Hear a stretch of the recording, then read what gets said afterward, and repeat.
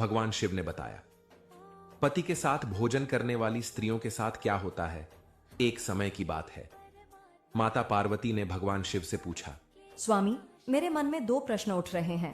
कृपा करके आप मेरे इन दोनों प्रश्नों का उत्तर देकर मुझे संतुष्ट कीजिए। तब भगवान शिव ने कहा, कहो देवी, आपके मन में ऐसे कौन से प्रश्न उठ रहे हैं? माता पार्वती बोली। स्वामी, मेरा पहला प्रश्न यह है कि क्या पत्नी को अपने पति के साथ भोजन करना चाहिए अथवा पति से पहले भोजन करना चाहिए? क्या ऐसा करना उचित होता है? शास्त्र इस विषय में क्या कहते हैं?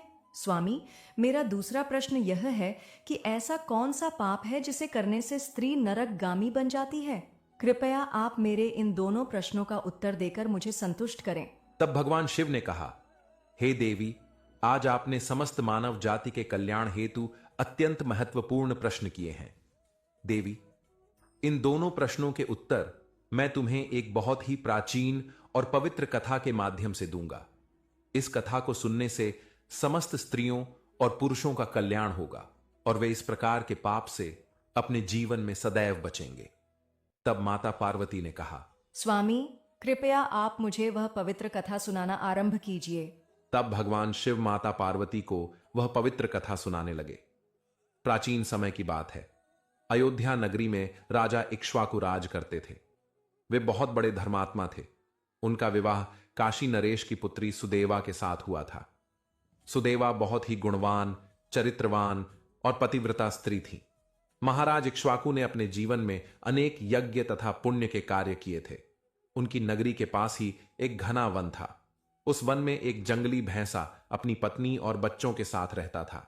उस वन में उस जंगली भैंसे का इतना आतंक था कि सभी लोग उससे डरते थे।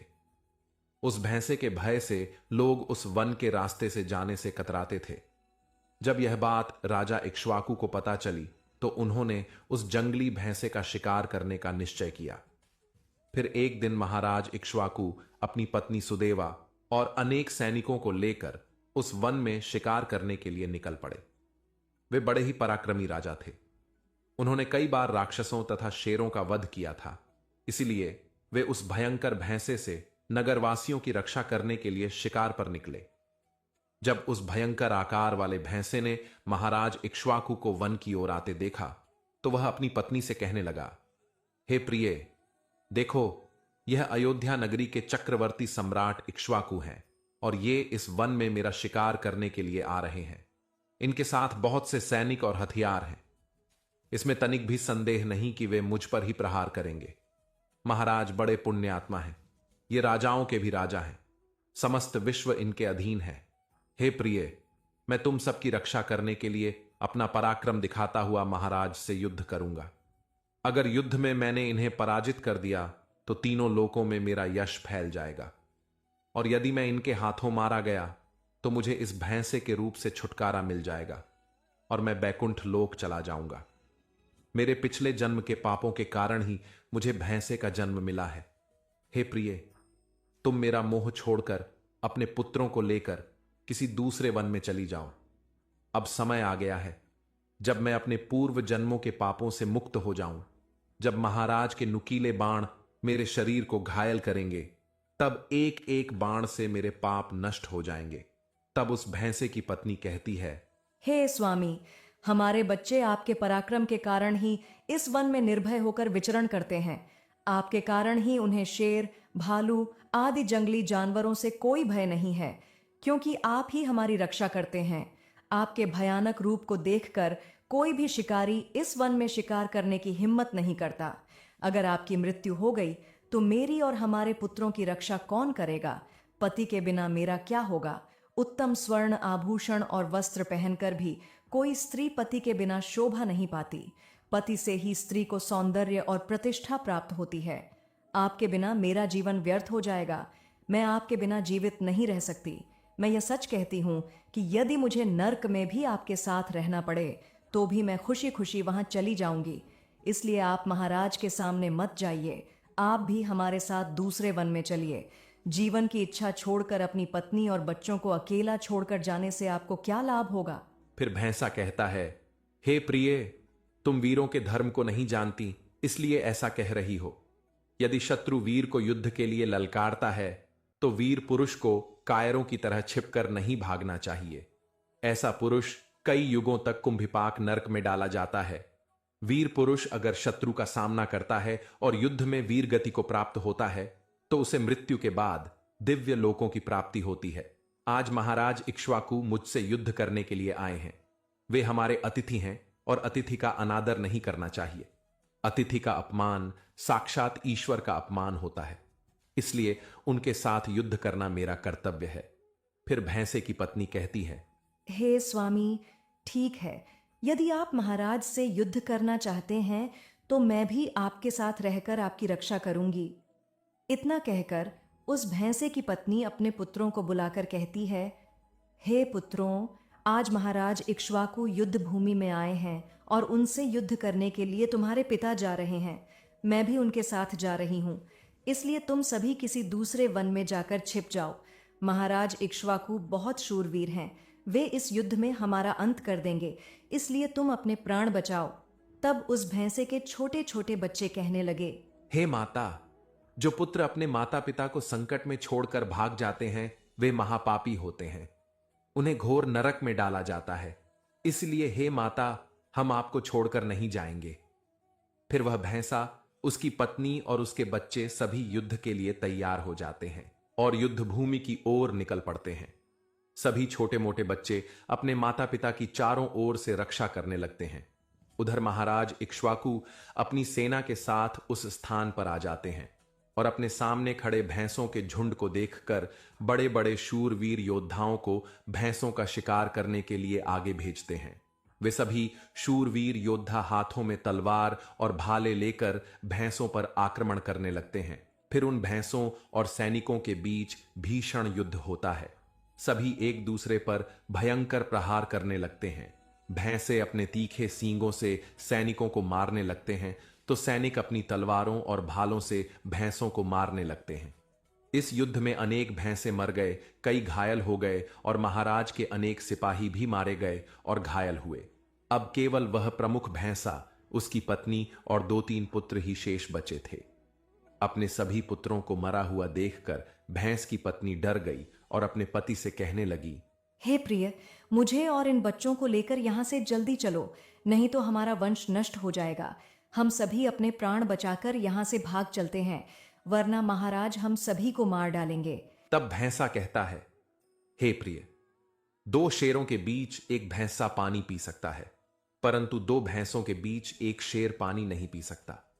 भैंसा जाति में ऐसा बल देखा जाता है, इसी कारण जंगली भैंसों से सभी भयभीत हो जाते हैं। यदि इस समय मृत्यु के भय से मैं भाग जाऊंगा तो मेरी भैंस जाति की प्रसिद्धि नष्ट हो जाएगी। इसलिए हे प्रिय, तुम हमारे बच्चों को लेकर यहां से चली जाओ और सुखपूर्वक जीवन व्यतीत करो। यह सुनकर भैंसे की पत्नी ने कहा, हे प्रिय, मैं आपसे बहुत प्रेम करती हूँ। आपने मेरी रक्षा करके मेरे मन को जीत लिया है। आपसे मेरा मोह कभी नहीं छूटेगा।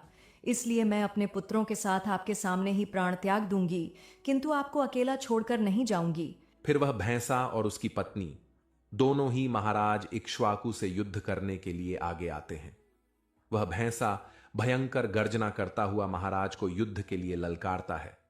वह भैंसा सामने आए बड़े बड़े वीर योद्धाओं को अपने नुकीले सींगों से तिनके की भांति उठाकर फेंक देता है।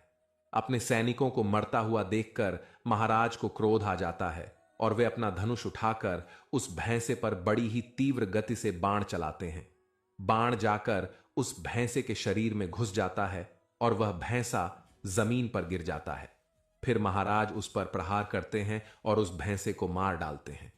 इसके बाद महाराज के सैनिक भाले हथियार लेकर उस भैंसे की पत्नी को मारने के लिए उसकी ओर जाने लगते हैं। भैंसे की पत्नी अपने बच्चों के सामने खड़ी हो जाती है और बच्चों से कहती है, बच्चों, जब तक मैं यहाँ पर खड़ी हूँ तुम यहाँ से भाग जाओ। तब भैंसे का बड़ा बेटा कहता है, हे माता, अपने प्राणों के भय से मैं आपको मरने के लिए छोड़कर कैसे भाग जाऊं? अगर मैं ऐसा करूं तो मुझ पर धिक्कार है। मैं युद्ध में शत्रु को परास्त करूंगा। आप अपने छोटे पुत्रों को लेकर यहां से चली जाइए। फिर उसकी मां कहती है, हे पुत्र, मैं तुझे अकेला छोड़कर कैसे जा सकती हूँ? इतने में ही राजा के सैनिक उन भैंसों के पास आ जाते हैं और उन पर प्रहार करने लगते हैं।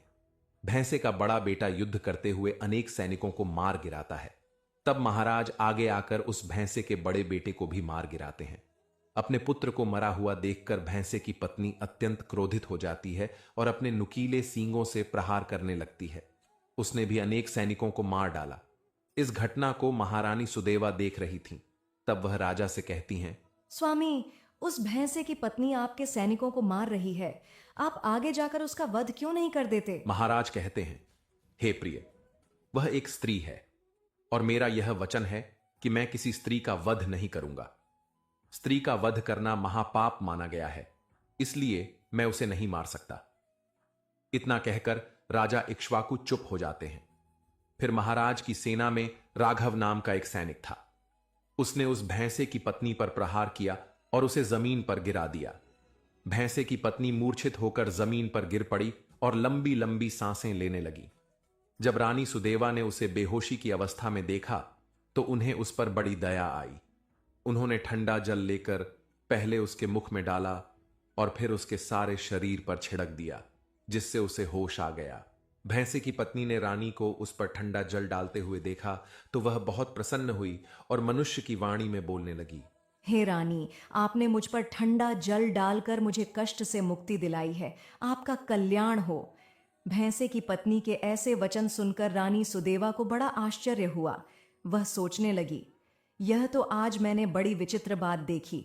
यह भैंसे की पत्नी तो मनुष्य की वाणी में मधुर और स्पष्ट बोल रही है। फिर रानी ने भैंसे की पत्नी से कहा, हे बद्रे, तुम कौन हो? तुम्हारा भर्ता विचित्र है। तुम पशु होकर भी मनुष्य की वाणी में बोल रही हो। तुम मुझे अपने पूर्व जन्म का वृत्तांत सुनाओ। किस कारण से तुम भैंसे की पत्नी बनी हो? तब वह कहने लगी, हे रानी, मेरे पति ने पिछले जन्म में ब्राह्मणों का अपमान किया था। इसी कारण उन्हें भैंसे का जन्म प्राप्त हुआ है। अब मैं आपको अपने पूर्व जन्म की कहानी सुनाती हूँ। हे रानी, मध्य देश में काशी नामक एक नगर था। उसमें देवदत्त नामक एक ब्राह्मण रहता था। मैं उन्हीं देवदत्त ब्राह्मण की पुत्री थी। उन्होंने मेरा नाम कलावती रखा था। उस समय उस नगर में मुझ जैसी सुंदर स्त्री कोई और नहीं थी। अपने सौंदर्य और रूप के घमंड में मैं उन्मत्त हो गई थी। मेरी मुस्कान बड़ी मनोहर थी। जब मैं जवान हुई तो मेरा सुंदर रूप और मेरी जवानी देखकर मेरी माता को बड़ा भय लगने लगा। वह मेरे पिता से कहने लगी, स्वामी, हमारी कन्या जवान हो चुकी है, उसका विवाह क्यों नहीं कर देते? इसे शीघ्र ही किसी योग्य वर को सौंप दीजिए। फिर ब्राह्मण ने कहा, हे प्रिय, मैं अपनी पुत्री का विवाह उस पुरुष के साथ करूंगा जो विवाह के बाद मेरे घर पर ही निवास करेगा। कलावती मुझे बहुत प्रिय है। मैं इसे अपनी आंखों से दूर नहीं होने देना चाहता। फिर एक दिन गंगाधर नामक एक जवान ब्राह्मण हमारे द्वार पर आया। मेरे पिता उसके ज्ञान और सुंदरता को देखकर बहुत प्रसन्न हुए और उससे मेरा विवाह करने के लिए कह दिया।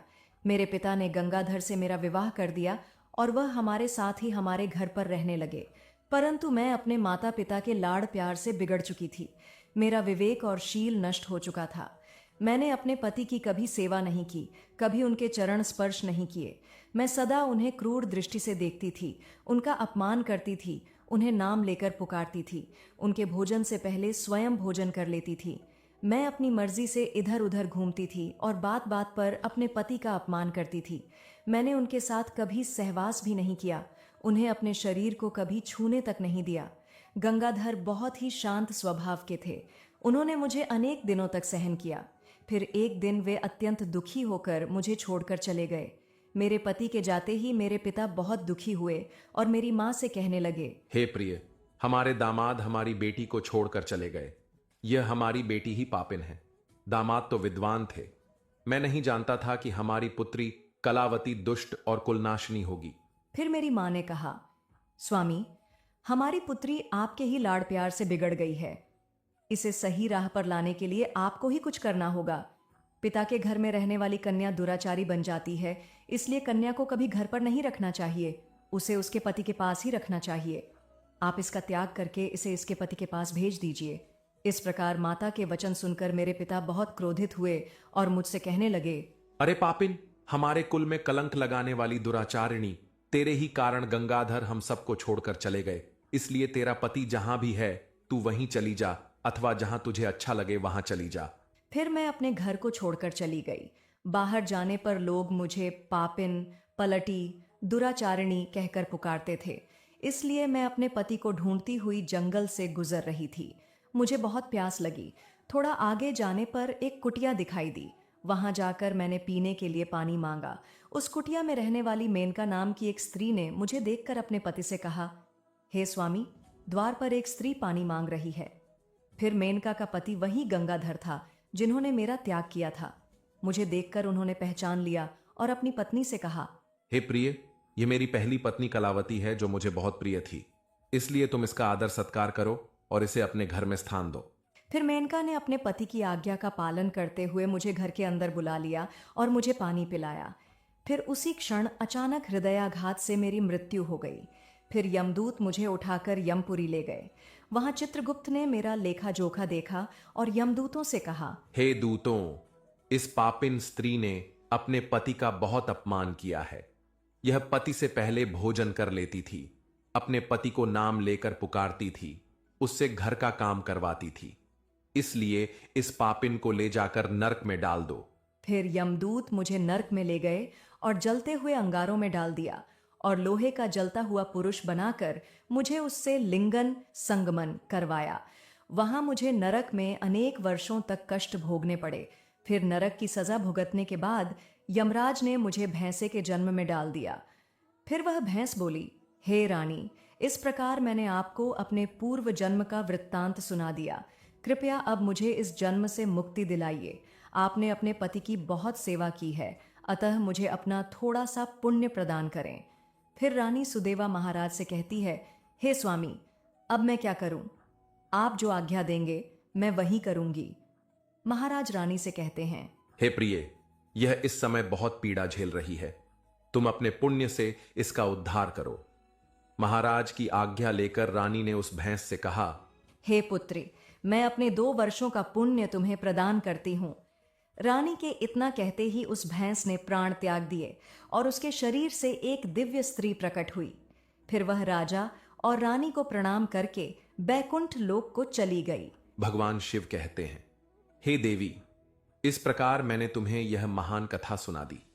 तुम्हारे सभी प्रश्नों के उत्तर भी तुम्हें मिल गए होंगे। माता पार्वती कहती हैं, हे स्वामी, आपने मुझे बहुत ही पवित्र कथा सुनाई है। इस कथा से मैं पूर्ण रूप से संतुष्ट हूँ। यदि आपको यह वीडियो पसंद आया हो तो कृपया वीडियो को लाइक करें